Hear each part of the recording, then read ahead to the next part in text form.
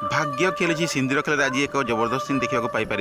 कौन Ayush accident bunchy पारे लिपिका आयुष को मध्य फाट सृष्टि हो पारे कौन लिपिका आयुष को खुशी करें चलते जाना आज एपिसोड रे आज आयुष को बर्थडे आज आयुष को बर्थडे सब डेकोरेशन काम चलती घर रे आज आयुष को बर्थडे समस्त घर लोक लगी पड़े डेकोरेशन रे एवं हठात लिपिका आगे केकटा पड़ो तापर लिपिका मन में एक सन्देह सृष्टि हम कौन आयुष को देह भल ना या तांको पाखक विपद माड़ी आसुची लिपिका मन में बहुत सन्देह सृष्टि हम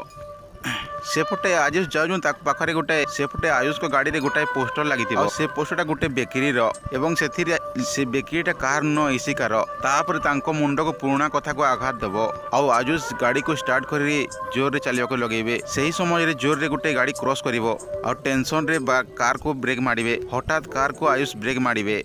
एवं तांको एक्सीडेंट होई जिवो सही समय रे घर को गोटे कॉल आसीबो एही समय रे घर को तांको गोटे कॉल आसीबो ता लिपिका उठै कहिबे हेलो किए कहउतिले तापर सेपटो जने तापर एपटे संध्या पर्यंत घर लोक व्यस्त हो जाइथिबे सेपटो आयुष आसीबार किछि खबर नथिबो मुंडरे बाडे हे जिवे तांको मुंड फाटि जिवो किछि समय पई तांको बेहोश होवार सूचना भी मध्य आछि ब्रेक मारिया मात्रे तांको मुंड जाई स्टीयरिंग रे बाजिबो आ किछि क्षण पई आयुष बेहोश मध्य होई जिवे एपटे लिपिका तांको वेट करी बोर हो जाइथिबोनी एपटे लिपिका आयुष को एपटे आयुष को न आसीबार लिपिका बहुत व्यस्त हो जाइथिबे आ लिपिका मन में अनेक भय सृष्टि होतुबो हेले कॉल कले मध्य आयुष को कॉल व्यस्त आसुबो हेले तांको रिसीव करनथिबे एपटे जेते कॉल कले मध्य आयुष को फोन स्विच ऑफ आसुबो तो घर लोक समस्त व्यस्त हो जाइथिबे कोन आयुष ए पर्यंत काहे कि आसिलानी तापर मामुनी हठात देखिबा आयुष को तापर मामुनी पचार चाचा एतिकी डेरी कहीं है तापर मुंडर आघात को देखी आयुष समस्ते व्यस्त होइबे तापर आयुष को सब कथा पचारे घर लोके आयुष तांको एक्सीडेंट बाबद कहे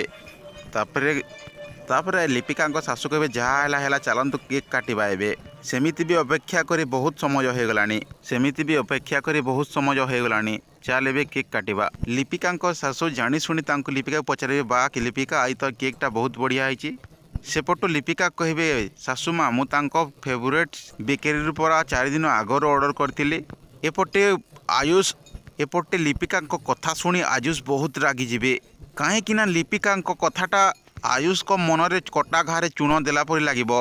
एवं आयुष तांको चकु छुरी उठाई केक को निर्धम काटिबारे लागिबे तो एही समय रे लिपिका ताकू देखी मन रे पुणी एक संदेह सृष्टि हबो